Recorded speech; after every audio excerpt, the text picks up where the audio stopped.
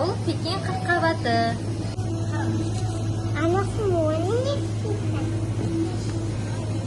Бұл Пекин қырыққабаты адам ағзасына өте пайдалы.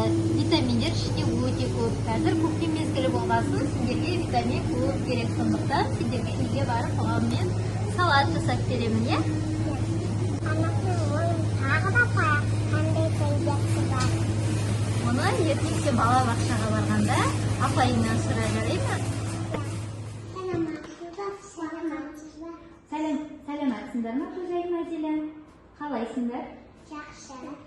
Суға қызы. Маған қырыққабат туралы айтып беріңізші. Әділі Көзайым, егер де сендерге қырыққабат туралы қызықты нәрсе білгілерің келсе, өзіміздің іштегі теледидардан көрсетейін. Рахмет сіздерме балалар, бүгін мен Пекин қырыққабатының өсу жолын айтып беремін. Қырыққабат кішкентай тұқымнан басталады. Тұқымды топыраққа отырғызады. Алдымен кішкентай өскін шығады. Біртіндеп жапырақтары көбейіп, ұзынша болып өседі. Қырыққабат толық өсіп, сопақша әрі тығыз болады. Қырыққабат көптеген елдерде өседі. Қытай, Корея, Жапония, Қазақстанның бақшаларында да өсіруге болады. Сондықтан оны өсіру өте тиімді. Балалар, сіздер қырыққабаттың бойына суды қалай сіңіретінін білгілеріңіз келе ме? Ендеше зертханаға барайық.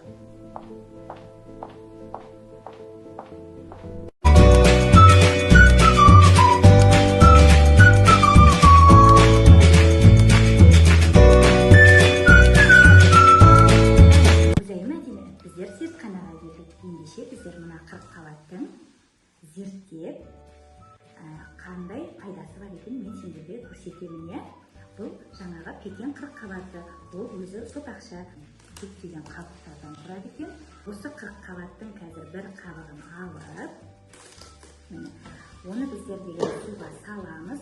Пекин қырыққабаттың бойында балалар ауа көп болады екен. Сол себептен оны суға салғанда ол батпайды екен. Міне қараңдар. Батпайды екен міне. Енді Көзайым Әділі қараңдар. Енді мына қырыққабаттың өзі қалай сумен қоректенетінін көрсетемін. Ол бойына суды қалай сіңіреді. Себебі ол ақ түс болғасын балалар, біздер оны ақ міне суға салсақ, мөлдір суға, ол қалай өзінің денесіне суды соратыны білінбейді. Сол себептен біздер міне ас бояғышпен осымен қазір бойына көрсетеміз, зерттеу жасаймыз. Ендеше қандай түс таңдайсың, қыздар? Қандай түсті таңдайсың? Мен жасыл мен көк. Жасыл мен көкті таңдайсың. Ал Әділі, сен қандай? Қызыл мен сары. Өте жақсы. Енді мен сендерге қазір мына стақанға саласыңдар.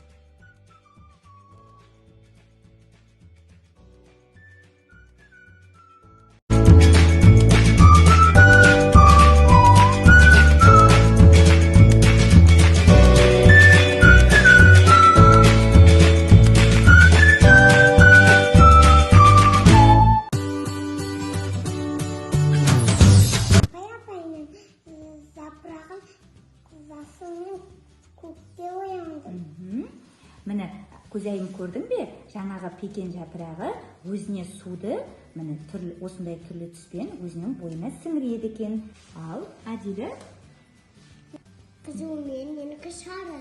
Балалар, қараңдаршы, мен жапырағымды міне екіге бөліп, бір жағын сары көк түске салып едім. Өзінің бояуын бір жағына сары түсті, бір жағына көк түсті бояп алыпты. Өте қызықты ма балалар? Өте қызықты екен, балалар?